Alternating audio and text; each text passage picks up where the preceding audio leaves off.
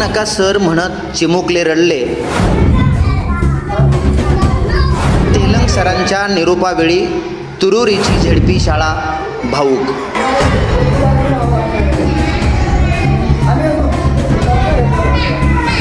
शाळा सोडताना विद्यार्थ्यांनी धरला सरांचा हात. जाऊ नका सर म्हणत.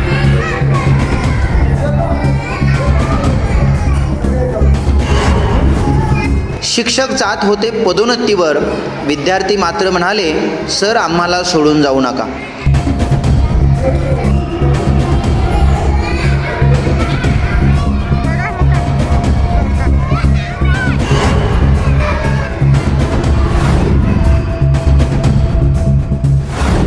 शिक्षक आणि विद्यार्थ्यांचं नातं हे केवळ शाळेच्या चार भिंतीमध्ये घडत नाही, तर ते विद्यार्थ्यांच्या मनात कायमचं घर करून राहतं.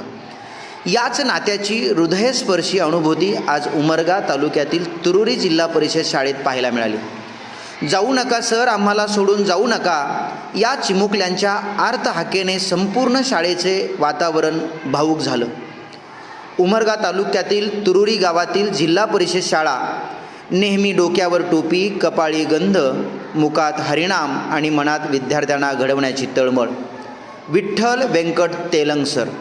शिक्षक म्हणून विद्यार्थ्यांना शिक्षणाची गोडी लावणाऱ्या तेलंग सरांची आता त्रिकोळी जिल्हा परिषद शाळेच्या मुख्याध्यापकपदी पदोन्नती झाली आहे. या निमित्ताने आज 7 ऑगस्ट रोजी तुरुरी जिल्हा परिषद शाळेत सत्कार आणि निरोप समारंभाचे आयोजन करण्यात आले होते.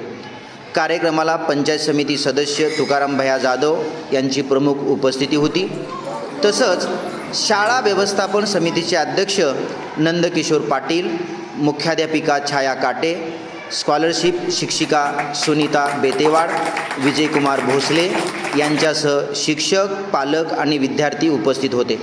कार्यक्रमाचे सूत्रसंचालन दत्ता भोसले यांनी केले. तेलंग सरांच्या पदोन्नतीचा आनंद शाळेत होता, मात्र सर आता आपल्याला शिकवणार नाहीत ही कल्पना चिमुकल्या विद्यार्थ्यांना अस्वस्थ करून गेली. विशेषतः इयत्ता 2रीच्या विद्यार्थ्यांना तेलंग सरांनी शिक्षणाची गोडी लावली होती. सर शाळा सोडून जाणार असल्याचे समजतात चिमुकल्या विद्यार्थ्यांनी सरांना अक्षरशः घेराव घातला. कोणी सरांचा हात घट्ट पकडला, कोणी सरांना मिठी मारली, तर कोणी अश्रू ढाळत एकच विनंती केली, जाऊ नका सर, आम्हाला सोडून जाऊ नका. चिमुकल्यांच्या या आर्त हाकेने उपस्थितांच्याही डोळ्यांच्या कडा ओलावल्या. हा केवळ निरोपाचा कार्यक्रम नव्हता, तर एका शिक्षकाने आपल्या विद्यार्थ्यांच्या मनात निर्माण केलेल्या प्रेमाची आणि विश्वासाची जिवंत साक्ष होती. तेलंग सरांच्या शैक्षणिक कार्याची दखल घेत सन 2013मध्ये त्यांना जिल्हा परिषदेचा जिल्हा आदर्श शिक्षक पुरस्कार देऊन त्यांना गौरविण्यात आले होते. शिक्षणाबरोबरच सामाजिक आणि आध्यात्मिक सेवेतही तेलंग सरांचे मोठे योगदान आहे. गेल्या अनेक वर्षापासून ते गोवर्धन गोशाळेचे सचिव म्हणून गोसेवा करत आहेत.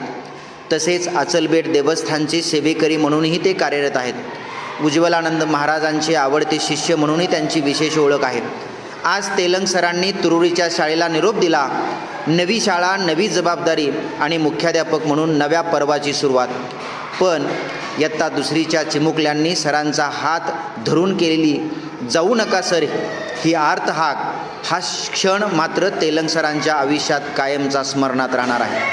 कारण शिक्षक शाळा सोडून जातो, पण त्याने दिलेले संस्कार आणि विद्यार्थ्यांच्या मनात निर्माण केलेलं स्थान कधीच मागे राहत नाही.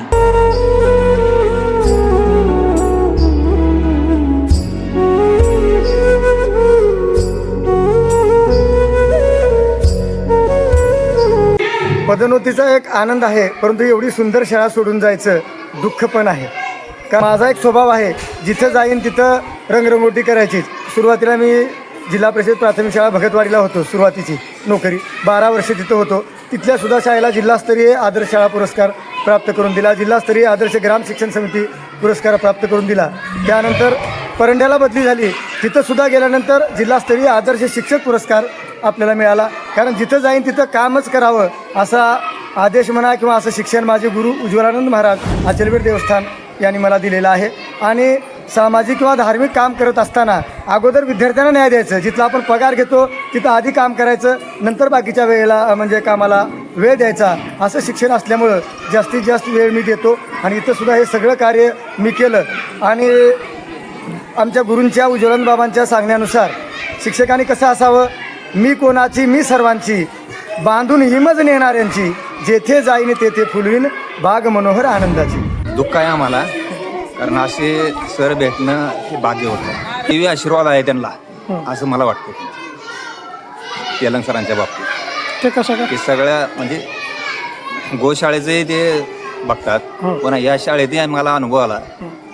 कलरचं शाळेचं कलर असो किंवा विद्यार्थ्याचा कुठले प्रश्न असो, ते स्वतःचा मुलगा किंवा हे आहे म्हणून ते पुढे हिरिरीनं काम करतात. म्हणजे आदर्श त्यांचा घ्यावा असे ते सर आहेत.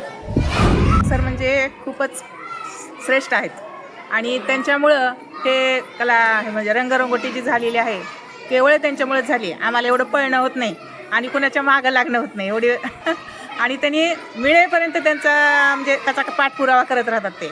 त्याच्यामुळं त्यांच्या ह्याच्यामधून त्यांच्या कार्यामधून ही शाळा रंगलेली आहे.